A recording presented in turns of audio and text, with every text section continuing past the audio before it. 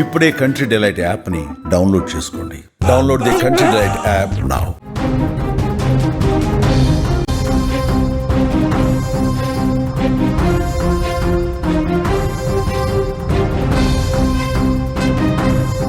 బంగాళాఖాతంలో ఏర్పడిన అల్పపీడనం, దానికి తోడుగా రాబోతున్న మరో అల్పపీడనం, జంట అల్పపీడనాలని చెప్పొచ్చు.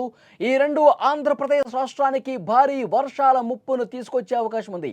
ఈశాన్య బంగాళాఖాతంలో నిన్న ఉదయం ఒక అల్పపీడనం ఏర్పడింది. దానికి అనుబంధంగా ప్రస్తుతం ఒక ఉపరితల ఆవర్తనం కూడా కొనసాగుతోంది. దీని ప్రభావంతో ఇప్పటికే వర్షాలు మొదలైపోయాయి.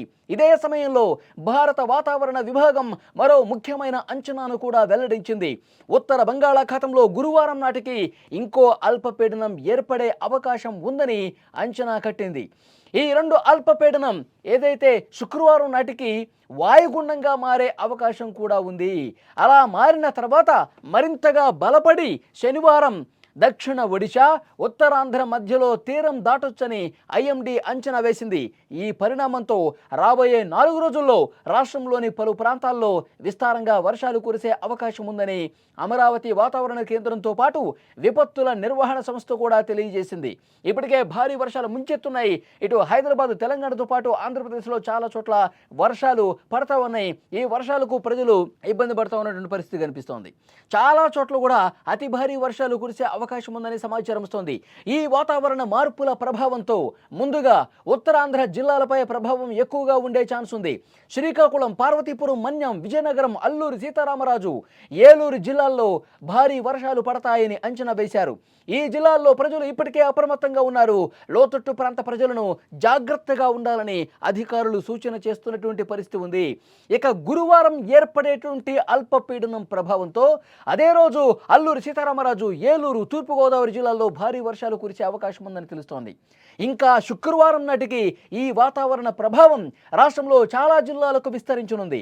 అల్లూరు సీతారామరాజు, ఏలూరు, తూర్పుగోదావరి, ఎన్టీఆర్, పల్నాడు, ప్రకాశం జిల్లాల్లో భారీ నుంచి అతి భారీ వర్షాలు కురిసే అవకాశం ఉందని ఐఎండీ హెచ్చరించింది. ఇది కేవలం వాతావరణ శాఖ అంచనా మాత్రమే కాదని, ప్రజలు భయపడాల్సినటువంటి అవసరం లేదని కూడా అప్రమత్తంగా ఉండాల్సిన అవసరాన్ని గుర్తు చేస్తూ ఉన్నారు. ఇది వాతావరణ శాఖ చెబుతోంది. అధికారులు కొంత జాగ్రత్తగా ఉండాలి, అప్రమత్తంగా ఉండాలి.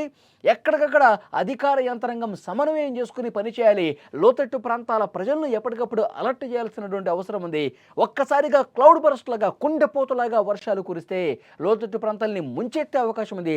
తక్కువ సమయంలో ఎక్కువ వానపడి ముంచెత్తే అవకాశం ఉన్నటువంటి పరిస్థితి ఉంటే అక్కడ తగినంతగా అధికార యంత్రాంగం రెస్క్యూ చేయాల్సినటువంటి అవసరాన్ని కూడా వాతావరణ శాఖ గుర్తు చేస్తోంది. ఇక ప్రభుత్వం కూడా ఈ పరిస్థితిపై ఎప్పటికప్పుడు సమీక్షలు చేస్తోంది. అన్ని జిల్లాల కలెక్టర్లు అప్రమత్తంగా ఉండాలని ఆదేశాలు జారీ చేసింది. అత్యవసర సహాయక బృందాలు కూడా సిద్ధం చేసింది. ఎప్పటికప్పుడు వాతావరణ సమాచారాన్ని ప్రజలకు చేరవేయాలని సూచించింది. లోతట్టు ప్రాంతాల ప్రజలు సురక్షిత ప్రాంతాలకు తరలించేందుకు ప్రణాళిక సిద్ధం చేశారు. అధికారులు, ప్రజాప్రతినిధులు ఒకరికొకరు సహకరించుకుని ప్రజలకు అవసరమైన సాయం అందించేందుకు ఏర్పాట్లు చేస్తూ ఉన్నారు. మనకు అర్థమవుతోంది చాలా క్లియర్గా.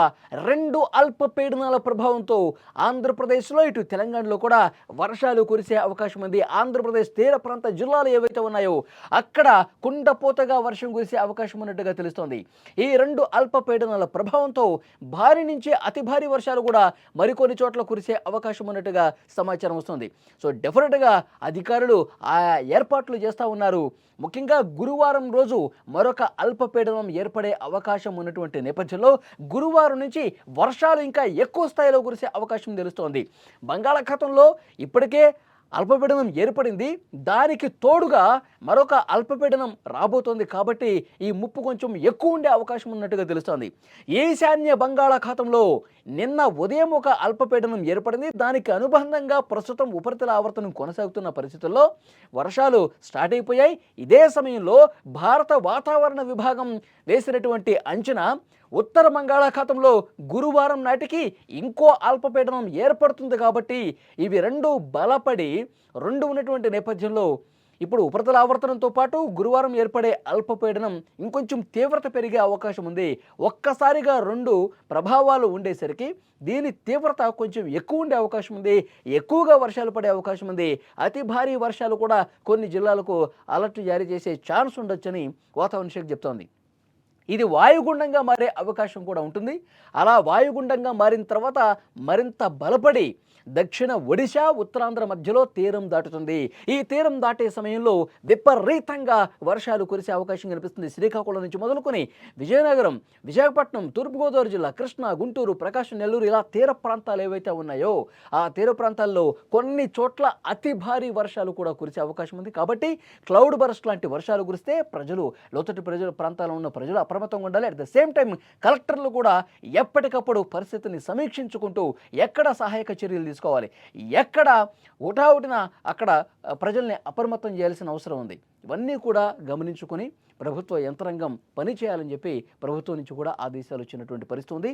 విజువల్స్లో మీరు చూస్తూ ఉన్నారు. గత కొన్ని రోజులుగా పడుతున్నటువంటి వర్షాలకు ఎక్కడికక్కడ జల దిగ్బంధంలో చిక్కుకునే పరిస్థితి కనిపిస్తుంది. ఇక్కడ హైదరాబాదు, ఇక్కడ తెలంగాణలో కొన్ని జిల్లాలే కాదు, ఆంధ్రప్రదేశ్లో కూడా చాలా ప్రాంతాల్లో ఇలాంటి భీకర వర్షాలతో రాత్రి వాన కురుస్తుంది, మధ్యాహ్నం కురుస్తుంది, పొద్దున కురుస్తుంది. ఇట్లా వర్షం పడతానే ఉంది. రోడ్లు పూర్తిగా దెబ్బతిన్న పరిస్థితుంది. రోడ్ల మీద వాటర్ నిలిచిపోయిన పరిస్థితుంది. ప్రజలు నానా ఇబ్బందులు పడుతున్నారు.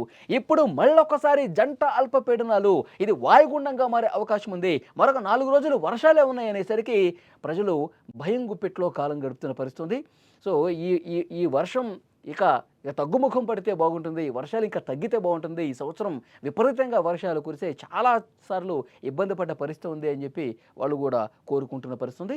అధికారులు మాత్రం ఎప్పటికప్పుడు తాజా పరిస్థితుల మీద సమీక్ష చేస్తూ ఉన్నారు. అవసరమైనటువంటి చర్యలు తీసుకుంటా ఉన్నారు.